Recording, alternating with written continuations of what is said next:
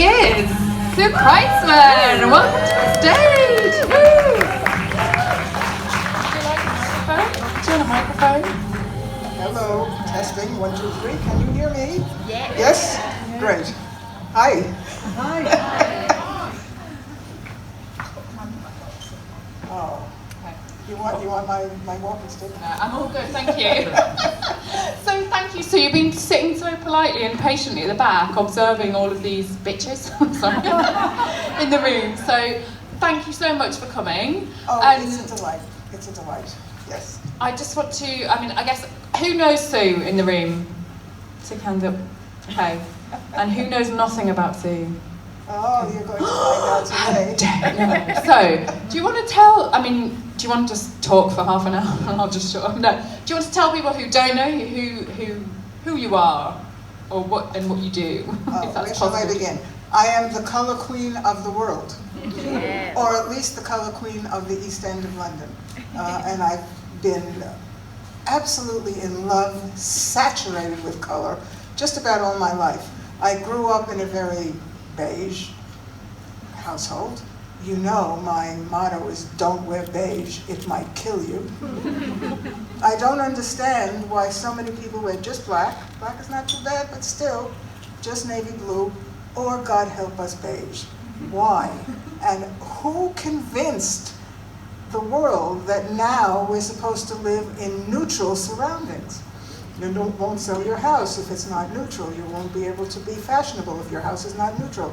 Minimalism and neutral, what the hell is that? I have a theory, because you know foreign governments have been meddling in the politics of America, where I grew up, and in this country too, and all kinds of shenanigans are going on. So I have figured out that foreign influences are preying on us and convincing us that we're supposed to wear colorless clothes, live in neutral environments, because it depresses us. Color makes us happy. Color gets into our bloodstream. Color makes everything better. So these foreign influences that I have imagined want everything to be worse. And think about it, it's the KG beige. They're out to get us. So anyway, this is just fanciful thinking. But I do believe in color. And when I was a little girl, growing up in New York, went to kindergarten, 5 years old. I was reading by the time I got to kindergarten. I don't remember, I think I was born reading. I don't remember actually learning, but I was reading. And the teacher brought out this battered box for the class to share. It's inner city New York, 64 colors of Crayolas. And this was in the inner city of New York. We had a battered box that had been used before, and we were going to share it. But I saw those crayons, and my life changed. I became a color maniac. And it was not just the look of them, it was the smell of them. I can still smell it. It was the taste, because of course we all nibbled on them a little bit. And it was what happened when you smeared it across the paper and you got this brilliant color. And I was so fascinated with reading the names, periwinkle, burnt orange. In fact, I wrote a poem about it called Color Me Crazy, and my friend and I did a music video. Color Me Crazy, Color Me Manic. Without my color, I'm in a panic. And you can find it on YouTube. Look up Sue Kreitzman, Color Me Crazy, and it is very crazy, and it's about color. So yeah, color has been with me forever. And I have, of course I'm grown up now, I have in my study my own box. I think it's more than 64 colors of Crayola. It doesn't smell the same. I think they changed the formula. Probably it was toxic, and they had to change it. So it's amazing we all actually grew up. But color, color, color, color. My parents were not colorful. My sister is not colorful. But somehow it's me. But all through my young life, and up until about 20 odd years ago, I knew, although I loved color, and I loved other people's art, I could never be an artist myself, because I was very bad at it. I was very clumsy. when you're small, it doesn't matter because you draw your mom, you draw a tree, you draw a house, it's charming, it's fantastic, you're not worrying about being judged. But once you get a little older, every art class I ever took in primary school, in junior high school in America, in high school, I failed. And I come from a middle-class Jewish family, supposed to be perfect in everything. And I was pretty good at everything, but art, I could not do it. So I knew that being an artist was not for me. I didn't even doodle, I just made hash marks and musical notes, because I was quite good at music. Very, very strange. But about 20 odd years ago, something happened to me. I was in the food business. That was not strange, that was great. For years I was in the food business. I wrote 27 cookbooks. I cooked on BBC, I cooked on GMTV, I traveled all over the world teaching my way of cooking. Very creative field. You see where the soup is coming into it now. Yeah, the soup is coming. Soup is coming. And it was a great career, and it was very lucrative, and I was kind of a household face and a household name. This is before most of your time. Probably your nana or your great aunt or somebody has at least one of my books on their shelves. And every once in a while, you'll come across it in a charity shop. I'm very proud of the work I did then. And I was working on my 27th book up in my study. And it's a great time because you've done all the work. You've developed the recipes, you've written them, you've written the text. You're just going through the manuscript, checking for mistakes, is everything okay? And surrounded by colored pencils and markers and paper. And I still have no idea what happened. My hand picked up a marker and drew a mermaid. I've always loved mermaids, on a piece of paper. Never done anything like that in my life. The mermaid looked at me, I looked at the mermaid, she was in charge, not me, and my life changed like that. I became another person. I never wrote another cookbook. I hardly ever again picked up a wooden spoon. I became completely obsessed with drawing. I didn't know I could draw. And my drawings were always of mermaids or goddesses or fantastic women. And when you say you became obsessed with drawing, did you go home and draw? Like, did you draw for what, an hour every day, or like? I drew all day and all night. I either had a psychotic break, or the muse bit me in the bum, or it was the menopause. Anything can happen during menopause, and I was going through the menopause. So my agent thought I had lost my mind. I probably did lose my mind. And my family thought, what happened to mother? What is this all about? But I was literally drawing day and night, staying up all night. I worked on my bed because that was the only place that was big enough for, you know. And then I would go to bed maybe go to sleep 4 o'clock in the morning, and I'd tape up the things that I had drawn opposite the bed, so when I woke up at about 7, I could see them. I'm still obsessed. It's 20 odd years later. I was confused, and I was leaving behind a wonderful, lucrative career. What happened to me? I was confused.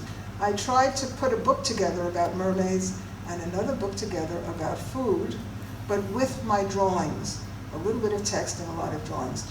My agent said, Sue, people aren't going to understand your kind of drawing, because it was very outsider art, you know, which is great. I'm an outsider artist, that's what I am. So that doesn't mean you're not coming into the house, you know, an outsider. I once went to a bookstore and I said, do you have any books on outsider art? And she directed me to the garden department. So an outsider artist is somebody who has no training, no tutoring, works on his or her own, and is completely outside the conventional art business. And that's a great place to be. I love being there. So over the years, I've become quite famous as an outsider artist and a curator and a mentor. I've curated maybe 12.5 outsider art shows, which have been blockbusters. I now draw, I paint, I make sculptures, memory jugs. I absolutely can't stop. I hope I never stop. This is what the rest of my life is going to be. I'm about to turn 80. So it's incredibly exciting. Now, when I first started drawing, and I knew I would never write another cookbook, I barely even had time to cook, and now my flat is filled with art, there's no room to cook. So I was thinking, I was guilty. I could not go back to my regular career. So I started drawing women with food, and a lot of women with soup. And a lot of women with vegetables on their head. I call them the Radiant Soup Brigade. I'm over that now. I do many other things that I'm drawing. Such a good theme, right? But no, I have a lot of those. I have one woman, and they're all goddesses, of course, and in a way they're all me, but they're all you as well. They're every woman. So I have one drawing of a woman clutching a pot of borscht, you know. And so this one, Garlic goddess. this is the garlic goddess. And I actually wrote a book years ago just called Garlic. It was everything legal you could do to garlic. Probably illegal too, because we had garlic desserts. It was a wonderful book. People still talk about this book. So this is the garlic goddess. All my drawings, not all my drawings, but some of my favorite drawings, my friend Diane Goldie translates them into fabric, and I wear them on my back. I can't bear to leave my art behind in the house, so I have to wear it on my back. So this is the garlic goddess. This is one of my early ones. She has a red onion here. She has garlic on her head. She has a huge basil leaf behind her. I have no words to tell you how much I love this. I really love this. And somebody entered me into a contest without telling me in New York, and my garlic goddess was chosen to hang in the New York City MTA for 2 years. And what I love to do this, I would wear this and go look at my goddess. And it was in an elevator on 182nd Street, that's the neighborhood where I grew up. And I would have a friend taking pictures of me, and somebody said, "Gosh, is that a coincidence that you wore that?" I said, "Honey, I'm the artist, I made that. I'm very, very proud of that." So that's one of them. This is an actual Radiant Soup woman. She is making tomato garlic soup. And she has garlic and tomatoes, and there's the soup, and there's the leek. And of course, on the front of this, we have the tomatoes. So, and I'll just show you what I'm wearing now. Because I've stopped the Radiant Soup Brigade. I don't do ladies with garlic on their head anymore, but I do these female creatures. And this one is one of mine. I believe this one is a mermaid, and she has all her familiars all around her. So I wear my art on my back. It's a fantastic way to live, absolutely fantastic way to live. So when I moved, I was 21 or 22, moved into my first apartment in New York, my very own home, and I could do what I want. I had lived in a fairly colorless house. My parents had nice art prints. They had a Van Gogh, and they had, I think they might have had a Matisse, some, you know, that you pick up in museum shops. So that was nice. But no real color. So I moved into this apartment, and I painted the walls red and yellow, and I put colorful things all around. I was so proud of it. And I invited my mother to lunch. And she looked around, and she sniffed. And she said, "You'll outgrow it." Hey, Ma, I'm 80 years old, and it only got worse. So color is my life. That's a long answer to what you asked. Yeah, it is. Brilliant answer. But I guess I just wanted to ask you, and we spoke a little bit on the phone last night about it, but how did you, when people were saying you're crazy, your agent was saying you're crazy, and the people around you were saying you're okay, Mom, how did you ever doubt yourself, or where did that resilience and that, because we talk a lot about that with young people, with adults, with everybody, but how do you have that determination to keep going, and just, is it just the drive of creativity? Yeah, I had no choice. It hit me like a bombshell. Yeah. I could not stop. I was obsessed. I was slightly crazy, really, like a psychotic break. Or the menopause. The menopause does very strange things to us.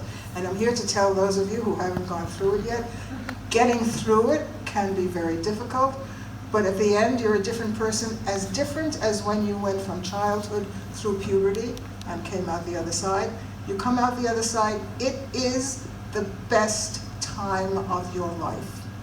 I can't tell you how good it is. You become another person, and you're a really good person. You're an exciting person. The whole world is open to you. The thing is, the older you are, the closer you get to death. I'm 80 years old, you know. It's okay, that's also part of life, but I'm really happy. So I had no choice, and it's still that way. I'm driven. But now I support other young artists, outsider artists, a couple of old ones as well. I mentor them. I have done some amazing, I sound like I'm bragging, but I'm very proud, some amazing shows that I have curated. It's a very exciting life, and I'm nothing to do with the mainstream art world, absolutely nothing, and I prefer not to. And I am kind of anal retentive. I have a lot of trouble letting go of my art. I don't sell it. So I live in it's actually a big flat because I had to buy the place next door and break through.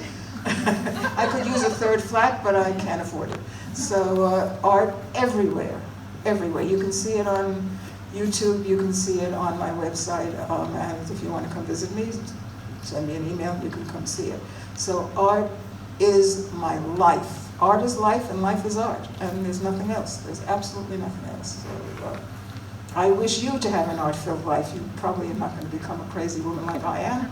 Maybe you are. To be there. We want to be. I think that's the thing. I was going to say, did you have it? Because you're an incredible role model for so many, for everyone, for life, and a real. But did you have someone when you were younger who really. inspired you to be that sort of empowered? Because you are, the confidence, you're dripping in it, and it's that. How do you? I didn't, but there were people I didn't know whom I adored. Nikki, do you know about Nikki de Saint-Phal? French-American? Please look her up.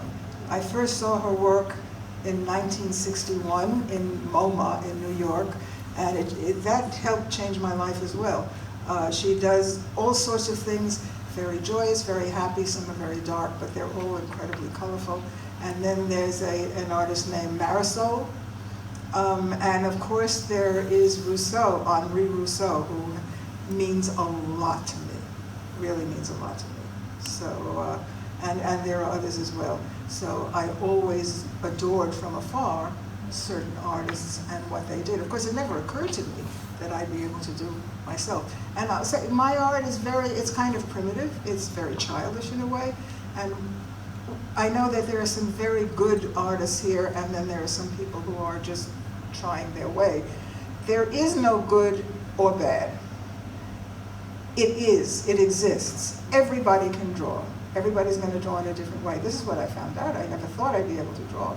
I don't draw from life. I draw from this strange inner life I have. I have a private mythology that keeps reinventing itself, and I draw and I paint the goddesses that, I sound so silly, but the goddesses that come to me. The one that I'm most obsessed with now is a Cyclops, and she also is a Medusa. She has snakes for hair, and she has several arms, so she is a kind of multi-purpose goddess. And I was drawing her last week. I get obsessed with a certain image. So I was drawing her last week, and she has a big eye here, and she has snakes in her. And it occurred to me, well, her eyelashes would be snakes too, wouldn't they? So I gave her snaky eyelashes, and I'm thinking she's wearing a very pretty dress in this particular drawing. If anybody wants to see it, it's on my phone. I'll show you later. And I started thinking, well, her pubic hair must be snakes as well. Does that make sense? Of course it does. So I'm going to address that next week. Right now she's wearing a dress. Next week, yes, we'll see what happens. So, can I just ask at this point, you draw from imagination, obviously? I draw from imagination. You're not a realist. No, I draw from, sometimes I draw myself. But I'm easy because I've got big red glasses, I've got... Not really hard to draw, which will be I'm easy, the hair, the glasses, I'm very easy. But no, I almost never draw men, although I love men. I'm married to a man, my son is a man, I have friends who are men, but I'm just not interested. I have drawn and painted my husband and my son a couple of times, but otherwise, no, I just don't. I am interested in the female landscape and what it is to be a woman. And I do draw the dark and the light, although you don't always see it. Can we have a look at the garlic goddess? So my goddesses always have a halo. They have a lot of gold, but often on the other side they will have a black line to show that there is also quite a bit of darkness in a woman's life. So it's the dark and the light. Yeah, it's, I don't know what's happening. I mean, over the 20-odd years that I've been doing art, I have a little bit more idea, but I'm always surprised at what's coming. You've just got such an incredible generosity of spirit. Like you take up space, but you don't dominate things. You've just got an incredible, well, you're just incredible. This is what I say. I don't exactly understand what happened to me, and I have become a kind of an icon. Instagram is a wonderful thing, and Instagram has a lot to do with it too. But you're really good on Instagram, by the way. I am an Instagram slut. Yeah, you're amazing. So, how many pictures in a day? No, it's fun. It's fun. But and also you see everybody's art. They see my art. I can promote things. So, but I am just an overweight old lady from the Bronx. No. So if I can dress this way, if I can become what I have become, anybody can do it. Anybody can do it. Growing old is an adventure and a privilege. My parents both died in their 50s. You know, I always say when my mother was my age, she was dead for 30 years. I am so lucky. I keep saying that, but I am. Okay. It's a blast from the universe. I have no idea what happened. I am very, very lucky. I never planned it. So life is strange. Sometimes a little window opens and suddenly everything changes. And I don't understand people who have 5-year plans, 10-year plans. Life passes you by when that happens. You have to just let things happen. If you can afford it. You know, I was lucky. I had my career. I now have a pension. I still get some royalties from my book, so I am in a very good position to be able to make art and not necessarily sell it. Every once in a while, I sort of have to sell something if I'm in a gallery show. And every once in a while, I'll trade with another artist. I love trading, and I have a huge collection of my art and other people's art. And I like taking care of other artists. That's probably my favorite thing. I like supporting.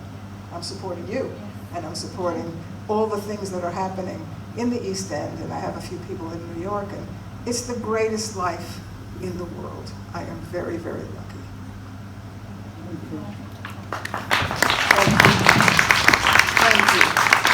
Thank you for asking me here. Thank you for having me. Thank you for coming.